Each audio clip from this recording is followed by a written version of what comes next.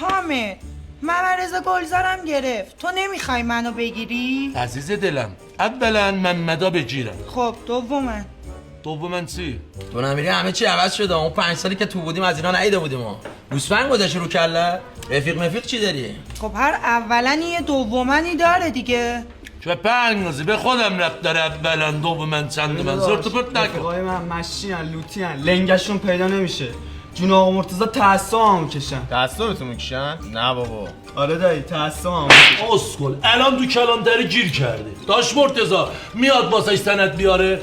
جون تو اگه تو بردا وام میگیری زامت میشه. اصلا سهار صبح به یارو زنگ بزنی بگی من پنسل کردم واسه زاپاس میارن. رفیق بغل رفیقای من جون داش مرتضا الان زنگ میزنه میگم ایران نه خارج هر چی میخوام واسه میارن. امتحان کنم اینا رو نگاه کن. داداشم ستون سلام داداش، تو خوبی؟ نوکرتم. خوبی؟ مشتی من یه جا گیرم. خب آبیا همشه بیرون.